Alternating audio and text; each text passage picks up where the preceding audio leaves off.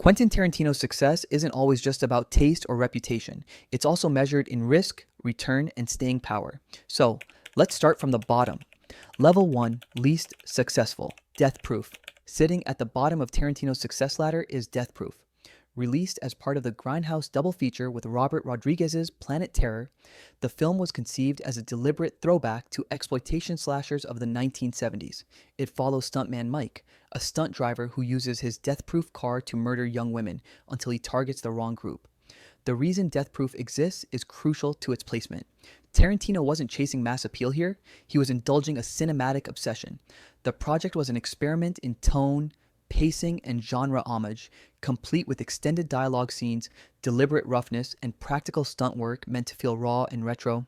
It was less a conventional theatrical release and more a personal playground. Financially, this approach didn't translate. With a production budget tied to Grindhouse at roughly $30 million, Death Proof grossed only about $31.1 million worldwide. That makes it Tarantino's lowest box office performer and his weakest return relative to expectations, especially in the US, where the Grindhouse concept failed to resonate with mainstream audiences. Why did it underperform? In my view, it asked too much patience from viewers who expected either a straightforward slasher or a typical Tarantino spectacle. The long conversational stretches, abrupt structural split, and intentionally anticlimactic rhythm felt like friction rather than provocation at the time.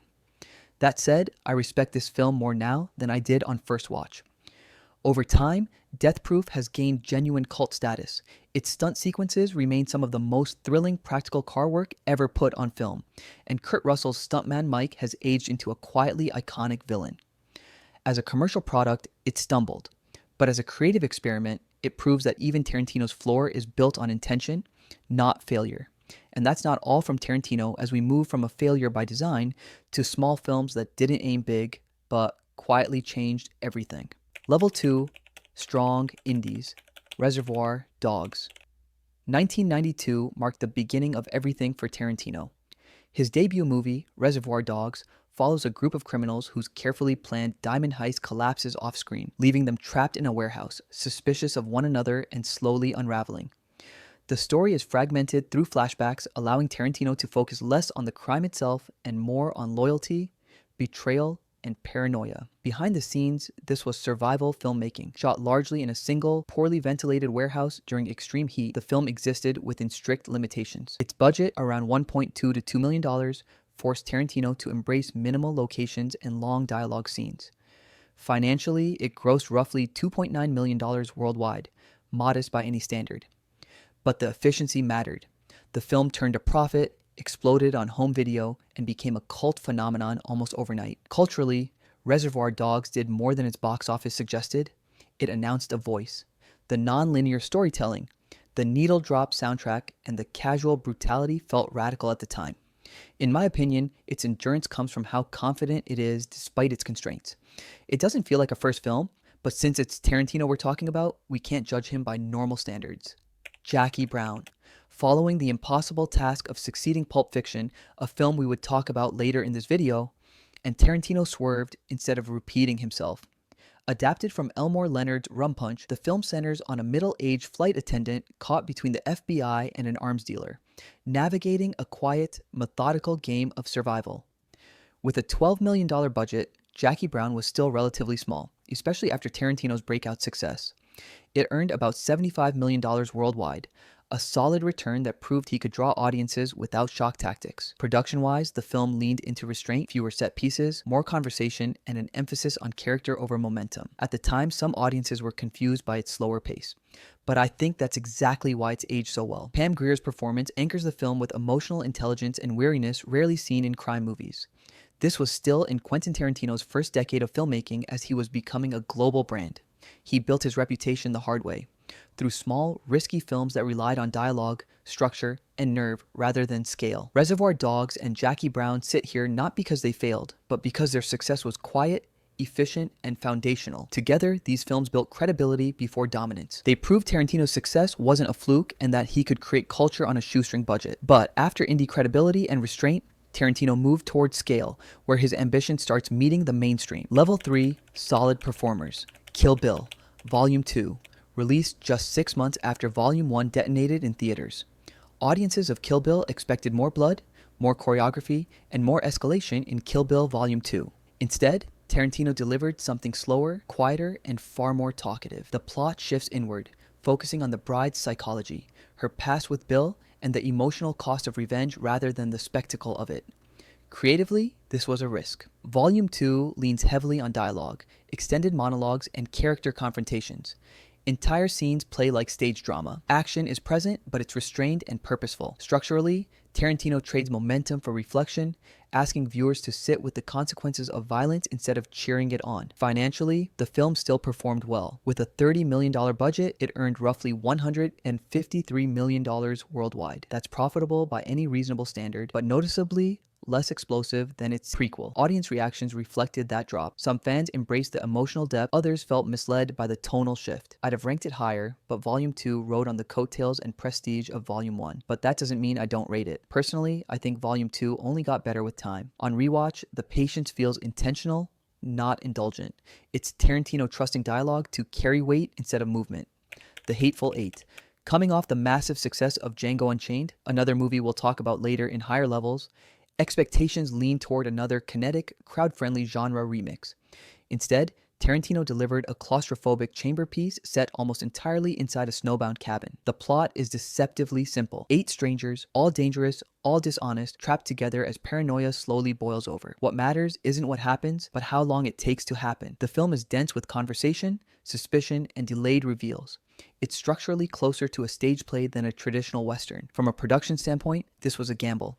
Tarantino insisted on shooting an Ultra Panavision 70mm, inflating costs and limiting theatrical rollout. The film's total expense climbed towards $70 million, and it grossed about $156 million worldwide. Respectable, profitable, but nowhere near the highs of our later levels. Audience response was sharply divided. Fans of Tarantino's dialogue, heavy pressure cookers, loved it. Casual viewers found it slow, self-indulgent, or exhausting. I'll admit, it's not an easy watch, but it rewards attention. On rewatch, the performances sharpen, the structure tightens, and the tension becomes almost mathematical. It is important to note that by this point in his career, Quentin Tarantino had nothing left to prove financially. What's interesting about Kill Bill Volume 2 and The Hateful Eight is that both arrive with massive expectations, and then deliberately refuse to satisfy them in obvious ways. Together, these films show Tarantino choosing restraint over spectacle and precision over mass appeal. He shows that they succeed on his terms, not the audience's. And so from controlled, divisive success, Tarantino moves into films that didn't just perform well, they took over the cultural conversation. Level 4, major critical successes. Kill Bill Volume 1.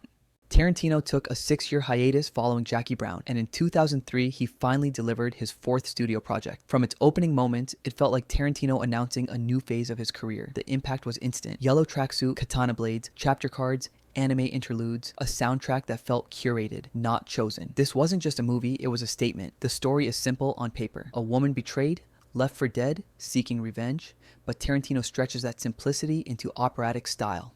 The bride, played by Uma Thurman, became one of the most iconic characters of the 2000s almost overnight. What stands out is how clearly Tarantino frames her as mythic without stripping her of vulnerability.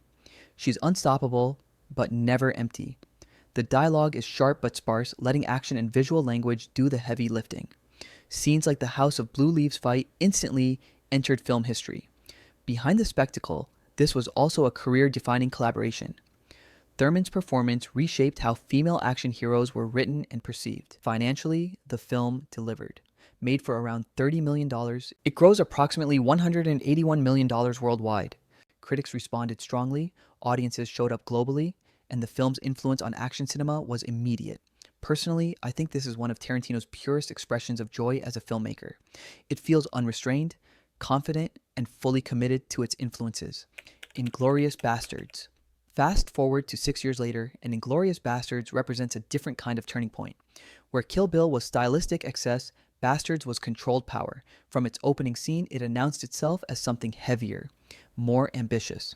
The farmhouse interrogation alone redefined what dialogue-driven tension could look like in a war film. The film's structure, multiple storylines slowly converging, allowed Tarantino to play with history itself. This wasn't revisionism for shock value, it was ideological. Characters didn't just survive history, they rewrote it. Christoph Waltz's Hans Landa became one of the most chilling villains of the century, largely through language alone. His performance didn't just steal the film, it launched his career globally. The cast across the board felt elevated. Brad Pitt leaned into caricature with purpose. Melanie Laurent carried quiet devastation. Every scene felt designed to linger. The dialogue crackled, but it also carried weight. With a budget of roughly $70 million, Inglourious Basterds earned over $321 million worldwide. Critically, it was embraced. Awards followed, including an Oscar win for Waltz. More importantly, the industry realized Tarantino could handle scale without losing voice. I believe we can all say this is the tier where Quentin Tarantino stops being seen as a risky auteur and starts being treated like a global event filmmaker. Kill Bill, Volume 1, and Inglourious Basterds didn't just perform well, they landed hard immediately and left a cultural footprint that's still visible years later. To me, it was in the 2000s that Tarantino fully became bankable without compromise. These films didn't dilute his style. They amplified it and proved the world would follow. And so from critical acclaim and global legitimacy, Tarantino moved into full blockbuster dominance where prestige and massive box office collide. Level 5, Prestige Blockbuster. Once Upon a Time in Hollywood. By the time Once Upon a Time in Hollywood arrived in 2019, Quentin Tarantino wasn't chasing relevance. He was reflecting on it.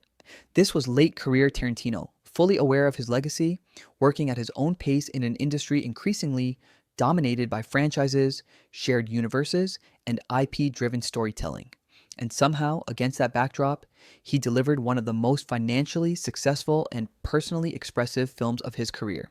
Set in 1969 Los Angeles, the film follows fading TV actor Rick Dalton and his stunt double, Cliff Booth, as they drift through a Hollywood that's quietly leaving them behind. Running parallel is Sharon Tate, presented not as a tragedy, but as a presence, alive, joyful, and untouched by the fate history assigned her. The plot is loose by design. This isn't a traditional narrative engine, it's a mood piece, a memory, a hangout film soaked in nostalgia, radio ads, billboards, and long drives under the California sun. The production scale reflects Tarantino's ambition.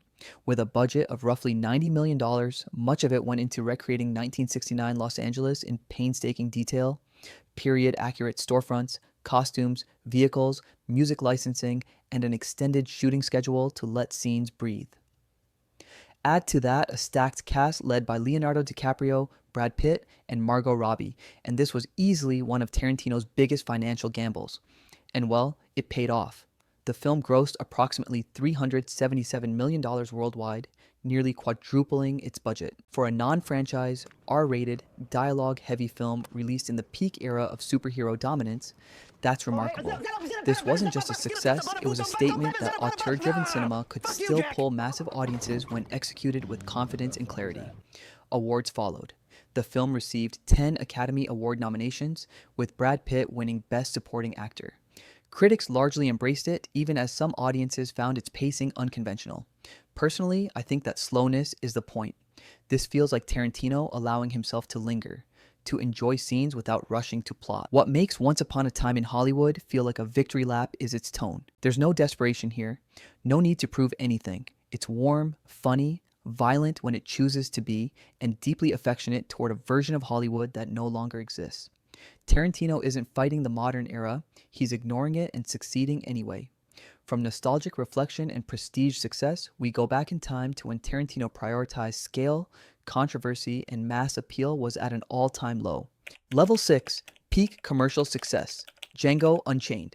When Django Unchained, released in 2012, it carried more risk than any film in Tarantino's career up to that point. He was tackling American slavery through a genre lens, part spaghetti western, part revenge fantasy, while leaning hard into stylized violence, provocative dialogue, and historical ugliness. This wasn't safe prestige filmmaking. It was confrontational by design, and there was no guarantee mainstream audiences would follow him there. The film centers on Django, a formerly enslaved man freed by German bounty hunter Dr. King Schultz. Together, they hunt criminals across the South before targeting the brutal plantation owner Calvin Candy in a mission to rescue Django's wife, Broomhilda. Structurally, it's a classic revenge narrative, but stretched into a slow burn epic that allows Tarantino's dialogue, tension, and character dynamics to take center stage.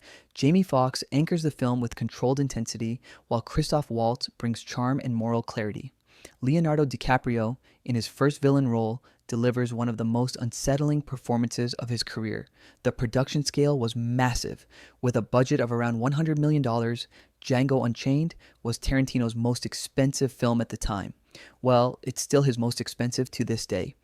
Period production design, location shooting, a large ensemble cast, and extended runtimes pushed the scope far beyond his earlier work. Financially, the gamble paid off in historic fashion. The film grossed approximately $426 million worldwide, making it the highest-grossing film of Tarantino's entire career and delivering more than 4 times its budget in return. Culturally, the film sparked immediate controversy. Its repeated use of racial slurs, graphic violence, and pulpy tone divided critics and audiences alike.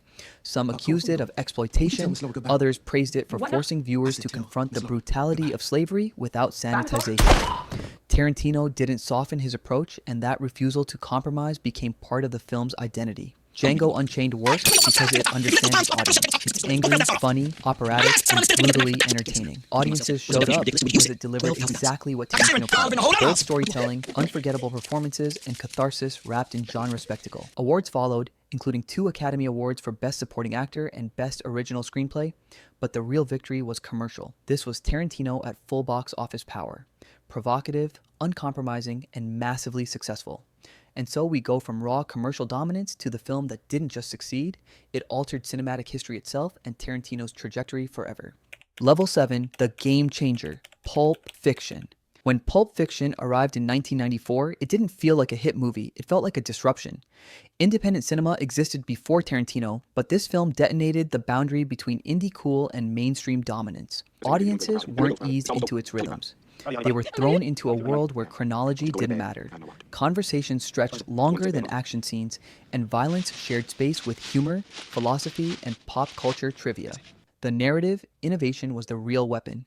Pulp Fiction told 3 interlocking stories out of order, looping backward and forward in time without explanation or apology. At the time, this wasn't just unconventional, it was borderline hostile to traditional storytelling. And yet it worked. Not because it was clever, but because the characters were magnetic. You didn't follow the plot, you followed the people. This film famously revived careers. John Travolta went from near obscurity to icon again as Vincent Vega, delivering a performance that felt effortless and cool in a way Hollywood had forgotten he could be. Samuel L. Jackson's Jules Winfield didn't just elevate his career, it permanently altered it. His delivery, cadence, and presence became cultural shorthand. Even supporting players like Uma Thurman and Bruce Willis walked away redefined. Financially, the numbers are still absurd. Made for roughly $8 million, Pulp Fiction went on to gross over $213 million worldwide. That's not just success. That's an ROI so extreme it recalibrated how studios viewed independent films. Suddenly, edgy, dialogue-driven, R-rated movies weren't niche, they were gold mines. Awards followed naturally. The film won the Palme d'Or at Cannes and earned 7 Academy Award nominations, winning Best Original Screenplay. But its real legacy isn't trophies, it's influence. Entire generations of filmmakers tried, and mostly failed, to replicate its voice, structure, and swagger. Everyone wanted to write like Tarantino after this. Very few could. Personally, I don't think Pulp Fiction has ever been topped. Not by Tarantino or anyone else chasing that lightning. Not because it's perfect, but because it arrived at the exact moment cinema needed to be reminded that movies could still feel dangerous. It wasn't designed to age well, it just did. Pulp Fiction wasn't just Tarantino's peak, it signaled a permanent shift in film culture.